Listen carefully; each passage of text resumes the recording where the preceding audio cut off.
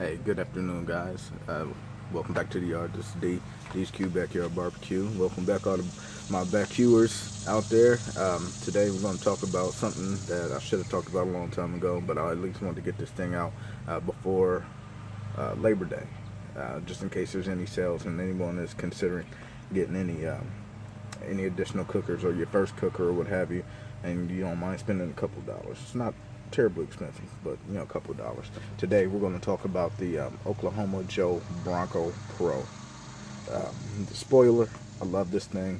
It's probably my favorite out of all of the bullet smokers that I have, and that includes the Weber Smoky Mountains, etc. It's about the size of 22-inch Weber Smoky Mountain, and this thing's built like a tank, honestly. So I don't think that this video that you're going to see coming up was shot months ago, so I've just been lazy. I'm sorry.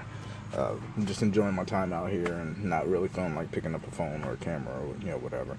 But I know I didn't mention one of the things that I like the most about this is a simple damper system. There's only one thing that you'll have to adjust the temperature. When I go and buy things from the store, when I purchase anything, I am not looking at potential for modifications or for gadgets, that can make things better. I choose my stuff based off of what I think the manufacturer made and how it's going to do well, without, just straight out the box. I've got a couple buddies, which is really the reason why I started making these videos in the first place. I wanted to talk barbecue with people, but if you guys want gadgets or advice on that kind of stuff or modifications, I got a couple buddies. Hold on, my puppy is kind of, hold on. Alright, there was a pause there. I only hit pause, but yeah, my puppy, I didn't know what he was doing. I'm going to introduce my puppy coming up here too. First, shout out to my uncle. Today's his birthday. I'm going to do a flyby there, give him a card, and sing happy birthday, all that good stuff. And but today you guys are going to see a video. Honestly, it's really simple to control the temperature on this thing, and once you get the thing hot where you need it to be, it's going to sit there and it's going to stay. It's going to perform. So I really like it. Matter of fact, I did a very long cook for some pork butts, and I smothered out the fire, and there weren't that many coals left in the thing after I was done anyway, but I didn't clean them out. I came out the next morning, and the thing was still slightly warm. That might have been a fluke, but it was still kind of warm. You could still handle it and everything. You could pick up the stuff, but it's still, the temperature, was unlike sitting out in the sun. So I was impressed. It was pretty cool. But like I said before, if you guys want my dog, if you guys want gadget information, my boy, check out BJ's Backyard Buckeye Barbecue. He plays with the gadgets. He doesn't mind, going out, grabbing out a couple, just to see what makes life easy for him. Check out Ken over at Heavy Metal Barbecue if you are interested in modifications. The guy's a mad genius when it comes to that kind of stuff. So today I'm going to sit back. I'm going to hang out with my uncle, try to train the puppy a little bit, have a nice ice cold Duff. Simpson reference, y'all gotta get it. If y'all don't understand the Duff, this is an energy drink. And I got a couple used Cambros that I'm gonna clean out and recondition and all that good stuff. And I might scrape out Big Mama, take the certain stuff off the top. Oh, here's Butter, yo. He's out here getting dirty. Hold on. Hey, Butter, come here, boy. Come here. This is Butter, guys. It's about 10 weeks old right now. My South African Boerboel. So he might make an appearance here and there when I'm out cooking for somebody else. He might hang out here with me. So hope you guys enjoy the video. I know this is a long intro, segue, and all that good stuff, but I just wanted to kind of give you a heads up on what we're going to be talking about since it's been a while. I have a few other things that we'll talk about. I bought a rotisserie Weber ring. We'll do that in another video. I did a rotisserie brisket. Got to get that footage out there. I have a Bayou Classic 4-gallon Bayou Burner. I forgot what it's called, but did a little fish fry on that. We'll introduce that. Stay in tune. I'm gonna put pause really quick because if anybody out there has ever used an Orion cooker system, I want you to go to my other video. There is a guy by the name of Norman, I believe. He asked if I've ever used one and how I think it compares to the Charbroil bullet smoker that I did a video on before. I've never used the Orion. It looks interesting. Probably not something that I would have purchased, not as a primary cooker, but it does look interesting. So if anyone out there has seen it, please, go to the comments and respond to him and let him know what you thought of it, and if you would recommend it over a typical bullet smoker or not. So that'd be really helpful. All right, guys, appreciate it. Here's the video.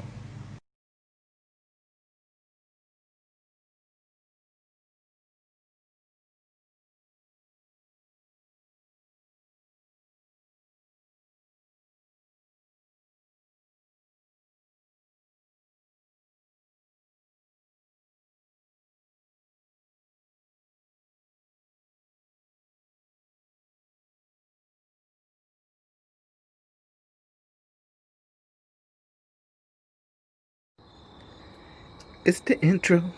D's cute. It's the intro. It's time to eat. It's the intro. D's cute. It's the intro. What time is it? It's time to eat. Daddy, maybe you should stick to cooking. All right, let's go eat.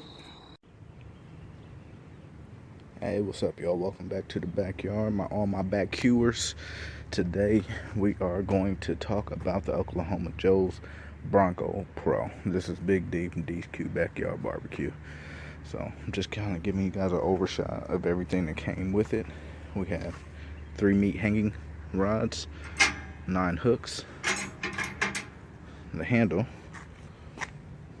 to lift the ash pan, charcoal pan, sorry, heat diffuser, and grate.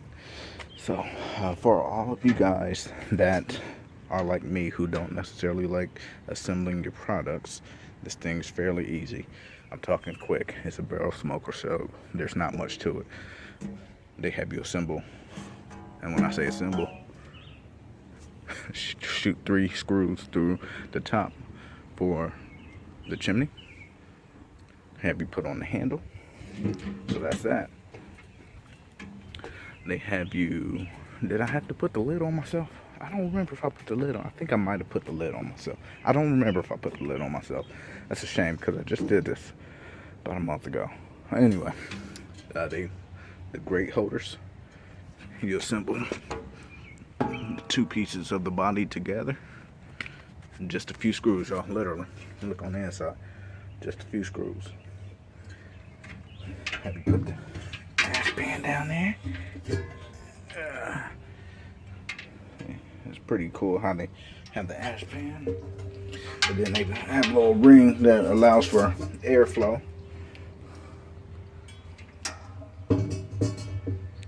Let me get back to what you have to assemble before I talk about that. Put on the handle, put on the shelf, put in thermometer, legs, air intake, heavy duty wagon wheels, and the nameplate section. That's pretty much it, man. Very quick build. So how it works is you have the air intake, open, close it as far as you would to dictate how much airflow you want to come through there. That runs through there, through the bottom. You have this.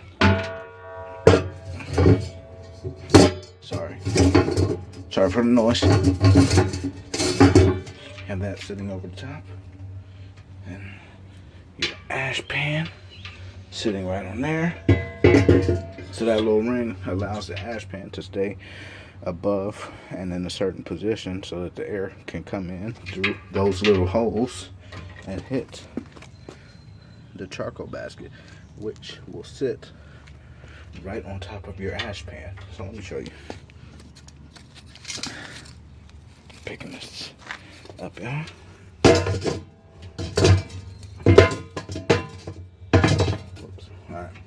So it sits on there, no problem. It sits pretty sturdy too. It doesn't really shift or rock. And then, yeah, that's the fire. That's how you control everything. They give us a heat diffuser if you want to use those to help alleviate hot spots. And of course, a cooking grate and the arm. Let's get it to, there it is. Get it to lock down so you can lock it into different positions if you like.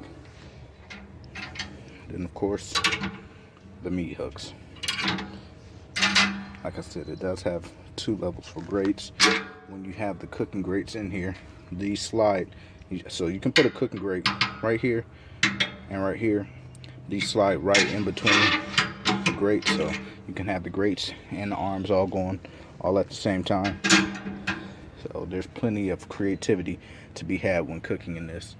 I oiled the mess out of this barrel because I don't have a cover for it. I wanted to make sure that I was fighting rust as much as possible. I am a very, very stingy person when it comes to buying my grill cover, so it's going to take a while. I'll try to find one on sale. If I don't see one before the winter time, then I'll break down and pay full price. But this is the assembly, man. It worked really well. I used it last week. I put a couple lobster tails in here, a couple pounds of colossal shrimp. I did I hung some turkey wings, and then I hung a bottom roast so that I could smoke it to a certain point and reverse sear it on my blacktop griddle, my Blackstone griddle. So this thing worked really well. I dialed it in to the 275 range. It took about an hour or so for me to get it there. The instructions say to leave everything wide open until you get within about 25 degrees of temperature that you want to get to, and then scale it back. And I did exactly that. It worked perfectly. No playing around. And it literally set at 275 the entire cook. I didn't touch it, even with me opening the lid to do things that I had to do with the cook. As soon as I put that lid back down, a couple minutes later, it was back at 275, like it never missed a beat. This thing just kept humming. It didn't. I only cooked on it once, y'all, but with me opening up the lid to do what I had to do, it didn't fluctuate at all. You know how sometimes you have to choke down or open up the dampers and stuff like that. I set the lid back down, that nice seal, and it just did what it did. I was surprised. So we'll see if that happens again today. Doing a couple slabs of ribs. I was moving this. I assembled it in my living room. I was moving it out the back door. Took off some of the handles to get it out the door properly. I forgot to take off the thermometer. I bent this thing all up. So I don't know if it still has the exact temperature on it or not, but it still seems to work to some to some capacity. So I'm just gonna run with it. One day I might put a little thermometer in there to see if the external, if the house thermometer is still working properly. But I'm gonna get a cook on. Gonna take this back out so that I can dump some hot coals onto this. I'm gonna get this cooked. But by and large, y'all, this is probably my favorite barrel cooker. I own two 18-inch Weber Smoky Mountains, a 22-inch Weber Smoky Mountain, and the Charbroil that I did a review on. That I mentioned that I like the Charbroil a little more than the Weber Smoky Mountains. I got a couple other ones that I haven't talked about on here just yet, but so far, because of the single body action and the portability of the wheels and the ease of dialing this in and out, the shelves, the fact that it came with the rods, and the ease with the charcoal basket, this is definitely my favorite, hands down my favorite. So, and this is actually a Charbroil product. Charbroil purchased Oklahoma Joe, and they started making these types of barrels. So yeah, good job, Charbroil. Anyway, I'm gonna get to this cook before my ashes turn, well, before my hot coals turn completely to ashes. Then we're gonna just check in with the cook just to see how the cook comes along, instead of me doing the pork butt, doing some ribs. All right, y'all. Thanks for watching. We've got some pictures coming up, and I'm gonna tell y'all how I handle ribs. All right, peace. Hey, sorry y'all. A couple things that I forgot to mention. I know with the original Bronco, before they came out with the Pro, they had like a little issue with the spacing. As you can see, when they designed the Pro, they got that part right. And one other thing, if you're in the market and you start reading reviews, they'll talk about a little leakage out of there. I did experience a little bit of that with the oil, but like I said, this thing held the temperature that I needed it to for a very long time, so that does not affect any performance. If you're a stickler for appearance, that might bother you. Maybe consider not caulking, but using some gasket sealant around the nuts and bolts when you're putting it together. But outside of that, man, this thing is solid. I feel like I did cook out in the rain. There was a nice heavy rain. It didn't affect anything. I just dragged this thing from one side of my very bumpy, cracked up patio to the other with the fire going inside of this thing. As you can see, it did not shift at all. I just wanted to throw this out there, man. This thing is solid. It's a tank. Now, you're not going to come by and just accidentally knock this thing over. It's a really solid, sturdy piece of cookware. So, I don't know. I'm just throwing that out there. I don't know how the regular Bronco acts, but the Pro, which uses the same grate size as the Weber Smoky Mountain 22-inch, this thing is it's pretty beastie. I think it's well worth the money. So, alright. We'll come back with some cook stuff. Alright, what's up, y'all? So, finally, finally had an opportunity to do pork butt. This thing's only been cooking for about, oh yeah, this wasn't black at first. Oh man, this thing seasoned really, really nicely. But it's been cooking since about 9:30, 9:50, and it is now 1:30 almost, and temperature was up at around 164. So I'm gonna go ahead and wrap him up. That's the internal temperature. The thing was cooking at approximately 275, if that thermometer is correct. And like I said before, I banged it up really good, so I have no clue how correct that is. And I've only gone through 2 pans of water so far. Y'all see my little small foil pan down there. Alright, I'm just throwing this out here. Bonus footage, I finally got to cook a pork butt on this thing. Alright, y'all, please.